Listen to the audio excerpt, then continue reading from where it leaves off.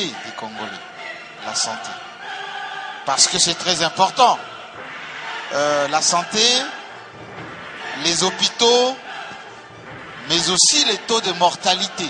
Parce que on dit beaucoup que vaut mieux accoucher à Johannesburg qu'à Kinshasa, parce que les enfants parfois nous quittent, parfois les mères aussi. Alors le ministre de la Santé, est-ce qu'il peut nous rassurer que Ebola n'a pas été un accident de parcours, d'avoir maîtrisé et d'avoir même transmis à d'autres pays la stratégie de gestion des crises? Monsieur le ministre, vous êtes avec moi.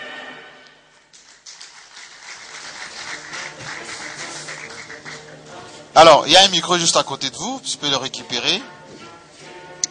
Installez-vous, monsieur le ministre de la Santé, Kabangé. J'ai pris des notes.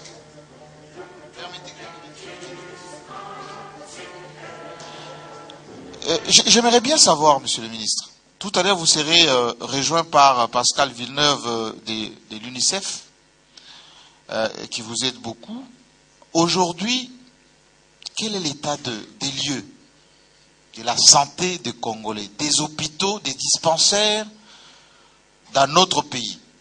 Parce qu'un pays en bonne santé, c'est un pays qui se porte bien. Monsieur le ministre, vous êtes vous-même docteur. Merci beaucoup. Je pense que c'est une question très importante. Comment se porte la RDC sur le plan sanitaire? Je dirais d'emblée que la RDC sur le plan sanitaire se porte mieux qu'il y a 5 ans et encore mieux qu'il y a 15 ans. Parce que vous avez parlé des hôpitaux tout à l'heure, je commence par le programme phare du gouvernement actuellement. C'est le programme d'équipement de 1000 centres de santé et 200 hôpitaux. Non seulement les équiper, mais également les doter en médicaments essentiels, y compris les intrants de planification familiale. Mais nous sommes allés au-delà.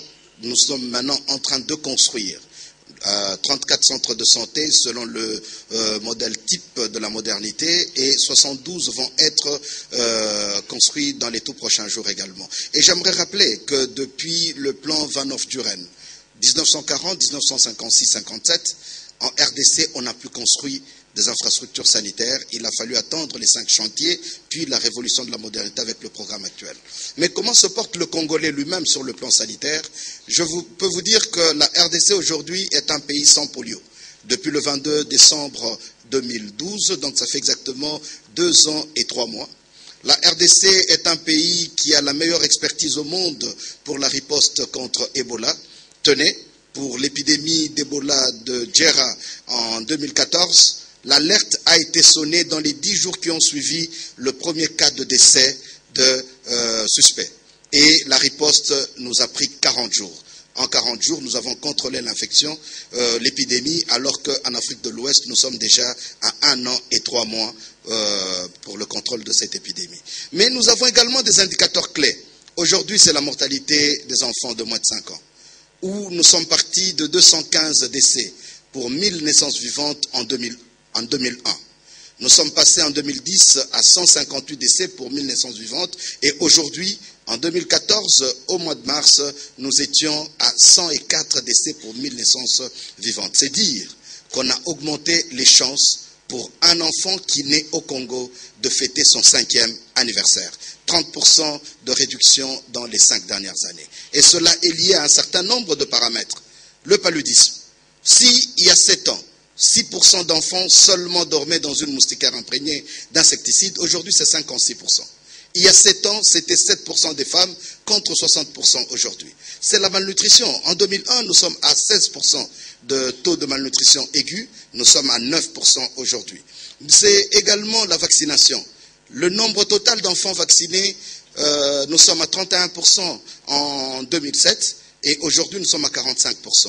Et dans le même temps, nous partons de 18% pour les enfants qui n'ont jamais reçu aucun vaccin et aujourd'hui on est à 6%. Donc il y a un certain nombre de paramètres. Je vais aller dans l'eau potable pour parler des maladies diarrhéiques. Donc il y a énormément de paramètres qui ont été améliorés. Permettez, monsieur le ministre, s'il vous plaît, je vous laisserai encore quelques secondes tout à l'heure, mais j'aimerais que monsieur Pascal Villeneuve puisse nous rejoindre. Il est représentant de l'UNICEF au Congo.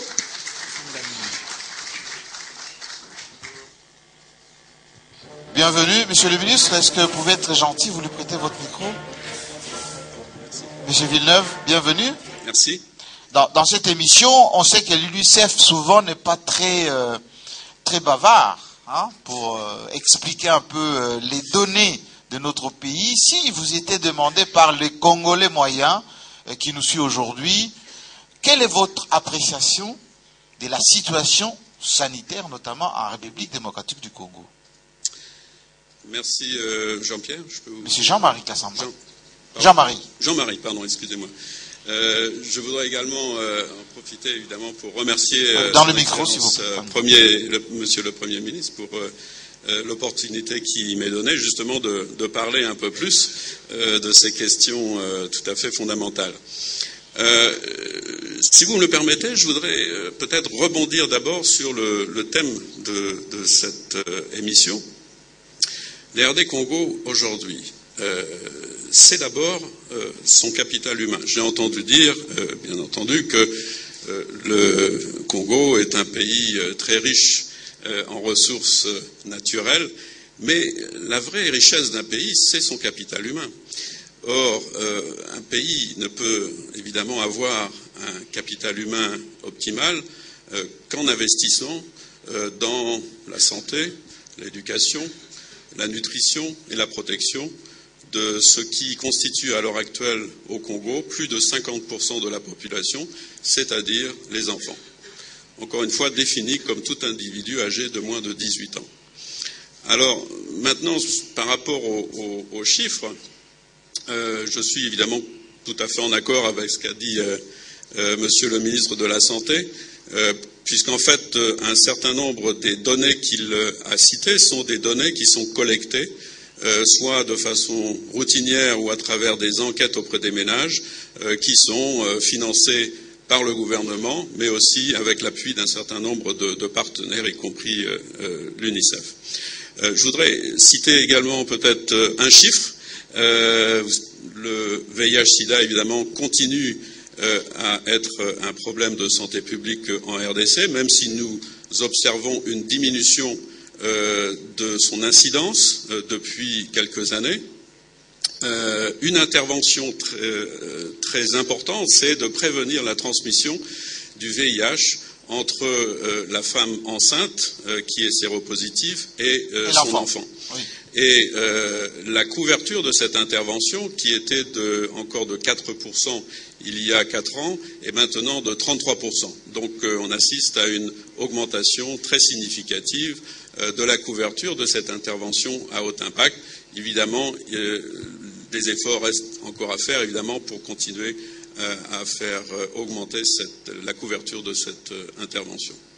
Je vais poser cette question avec naturellement l'assistance du ministre. L'UNICEF a publié il n'y a pas longtemps des chiffres qui avaient fait rêver un peu beaucoup de Congolais pour dire la situation s'améliore. Mais est-ce que vous pouvez nous dire dans quel domaine précisément vous êtes optimiste et vous félicitez le gouvernement congolais? Bon, le premier domaine de satisfaction, c'est, comme l'a souligné le ministre, c'est la réduction de 30% du taux de mortalité des enfants de moins de 5 ans en 7 ans. Ce qui est quand même une avancée tout à fait remarquable et qui est liée à une accélération importante de certaines interventions comme la vaccination, en particulier la vaccination contre la rougeole. La rougeole qui était l'une des premières causes de mortalité chez les jeunes enfants il y a encore 10 ans est maintenant reléguée au 4e ou au 5e rang.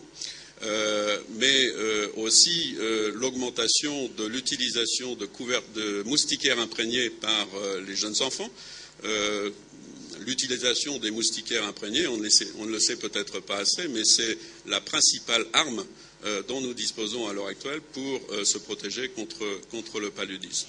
Merci beaucoup, monsieur de l'UNICEF. Monsieur le ministre, récupérez votre micro. Je vais libérer monsieur Villeneuve. Merci beaucoup. Monsieur le ministre, venez avec moi.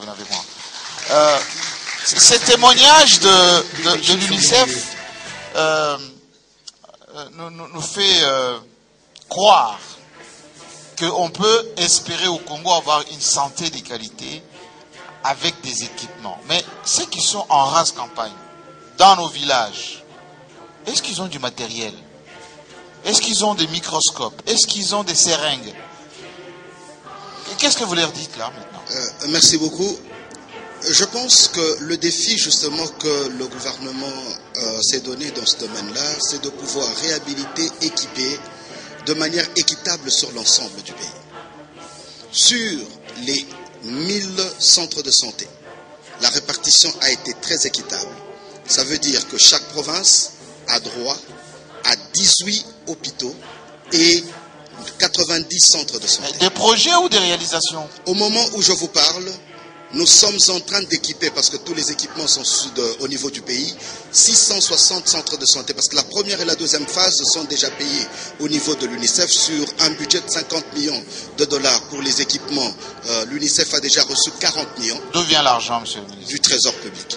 Du Trésor public, c'est financé totalement par le gouvernement. Et pour aller plus loin, parce qu'il y a des indicateurs dont on n'a pas parlé, les indicateurs comme le taux de mortalité maternelle qui sont élevés, le gouvernement donne 2 lits d'accouchement dans chaque hôpital, 1 lit d'accouchement dans les 1000 centres, mais aujourd'hui le Premier ministre est allé plus loin parce qu'on a décidé, pour montrer la volonté du gouvernement d'améliorer cet indicateur, dans les jours qui suivent, chaque député et chaque sénateur va recevoir une table d'accouchement et un kit accouchement, afin qu'au-delà des 1200 qui sont prévus, qu'on ajoute automatiquement d'ici juin 600 lits d'hôpitaux, d'accouchement dans les hôpitaux. J'ai pas compris le rapport avec les sénateurs et députés. C'est très important parce que les sénateurs et les députés, j'ai pas compris. Ce sont les élus du peuple. Oui. Et quand ils reviennent, il y a les rapports justement qu'ils transmettent au gouvernement. Oui. Et parmi ces rapports, c'est les conditions dans lesquelles les femmes mettent au monde. En donnant un lit à chaque député, à chaque sénateur, nous savons qu'ils ne vont pas les doter dans les grands centres, mais nous sommes au moins sûrs que chaque centre, ou plutôt au moins un centre dans le coin le plus reculé de la République, va voir ces conditions d'accouchement améliorées. Merci beaucoup, mais j'espère que ça ne va pas aider les sénateurs et députés à être réélus. Hein? Pas seulement c'est de la majorité, il faut c'est de l'opposition qui bénéficie de ces... Merci beaucoup. Merci, monsieur le ministre. Merci. Allez vous installer.